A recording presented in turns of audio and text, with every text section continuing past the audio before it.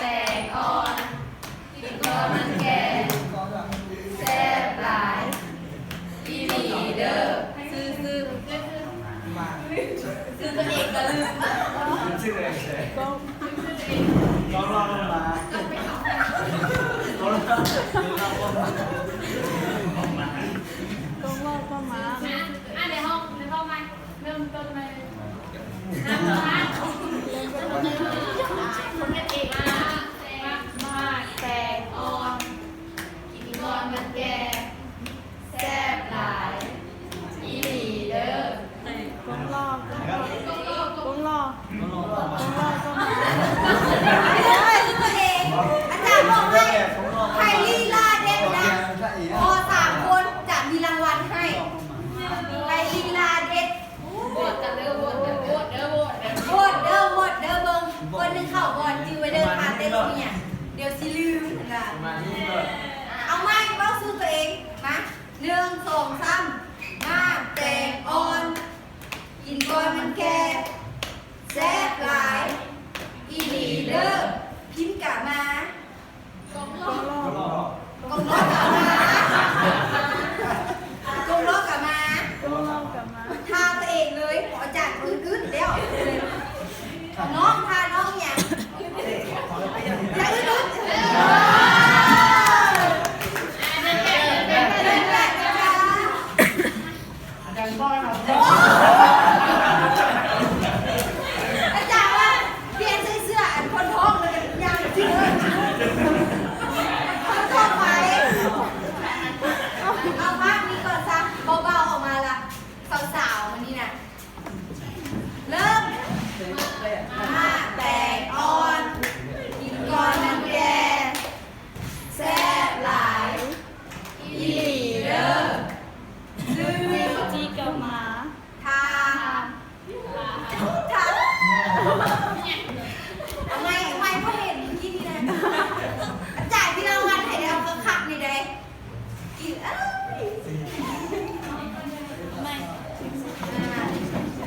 แตกอ่อนกินก่อนแก่ ดังแซ่บหลายอีหลีเด้อจิงกับม้าโอ้เดินได้อันแบบนี้ลืมหน้าทีเลยนี่นะเอาที่ไหนดังแล้วมือซ้ายเหลียวกับ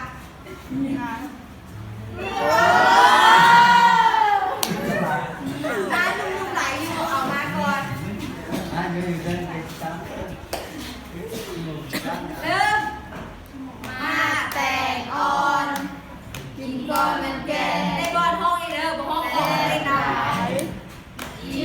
เด้อ โรเบิร์ตก็มา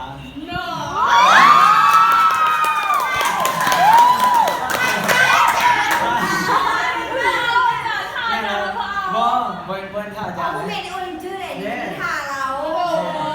อันนั้นเป็นนางแบบเท้าแบบแม่นางแบบภาษาลาวแม่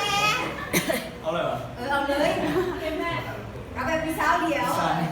พี่สาวเดียวได้ผู้เบาเดียวรถเด็กนี่น้องบ้านใหม่เนี่ยเดี๋ยวให้เลิกได้พี่สาวนี่นะ ผู้ชายจะไม่ได้2 ต่อ 2ผู้สาวก่อนวันนี้ผู้ชายสองต่อไป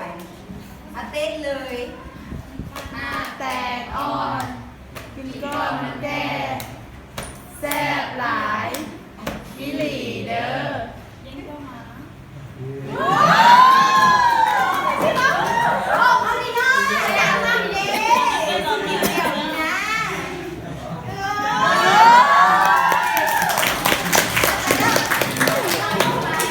รางวัลหนูมีตั้ง3 อัน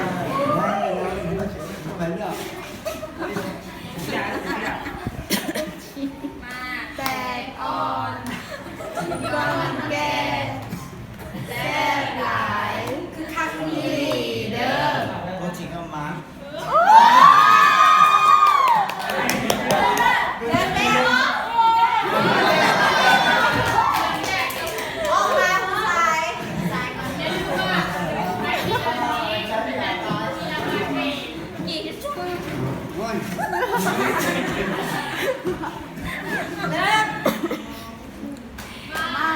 แตงอ่อนแซ่บหลายอีหลีเด้อ ซื้อ ก็มา เอามาเริ่มใหม่ หนึ่งสองสาม มาแตงอ่อนกินก้อนมันแก่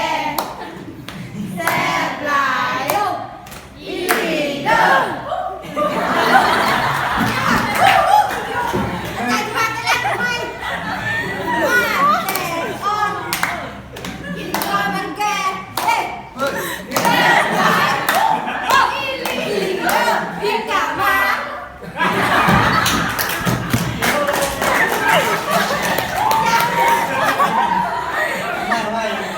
มาแก่แล้วนี่มาแต่อ่อนเอาตีนไปนะแม่มันเบาเย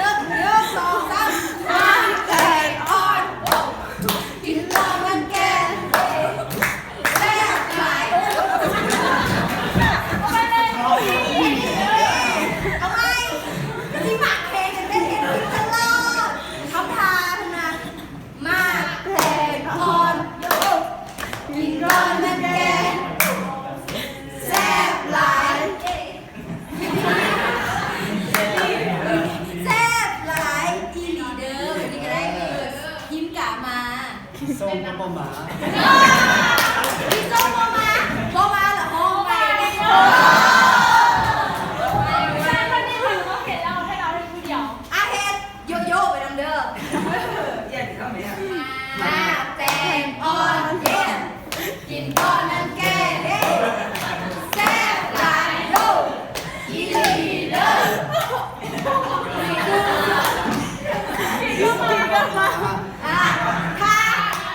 เอาคักอยากได้รางวัลคัก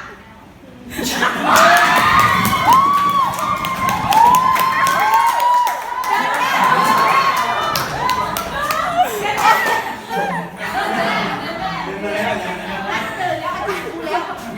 อาจารย์ใหญ่ที่สองคน ใส่ก็จะมาชนะ อาจารย์ให้ได้รางวัลได้ทองเป็นพร้อมกันข้างๆกันก็ได้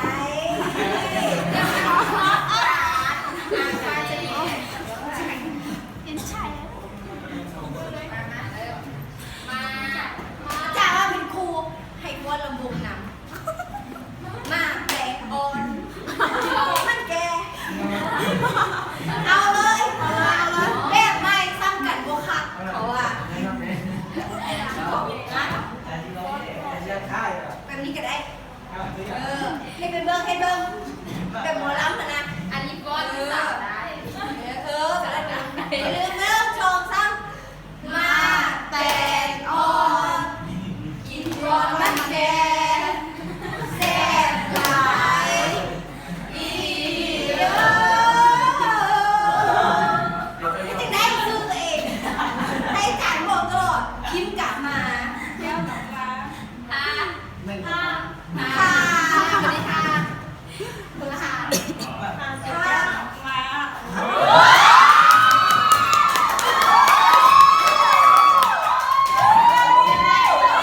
เดินแบบเข้าเลย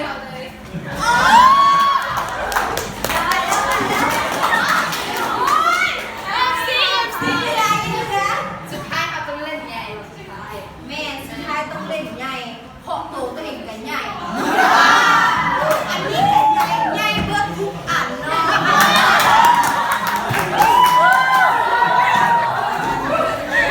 ถามว่ากล้ามเลิกคิดอย่างเบิกพูดกันอยู่เริ่มยักษ์เขินเขาหลับตาใครเรา ตำนานต้องเห็นใครน้องรับตาน้องเห็นใครน้อง คือแม่เห็นคำถามเต้นรถ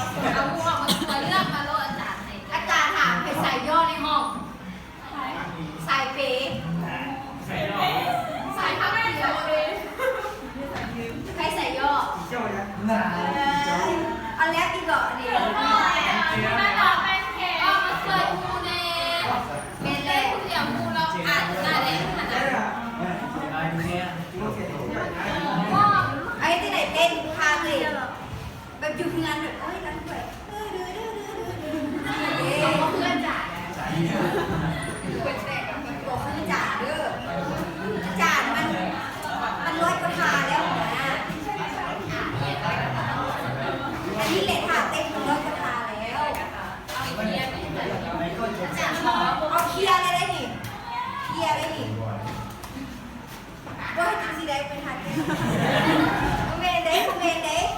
คิวแล้วอาจารย์แล้วอาจารย์รับตาถึงปีหลังก็ได้ไหมอาจารย์โตให้ยืนนี่ยืนเรียงหน้าแบบนี้เลย ไว้มาเฮ้ยก็ละป้ามา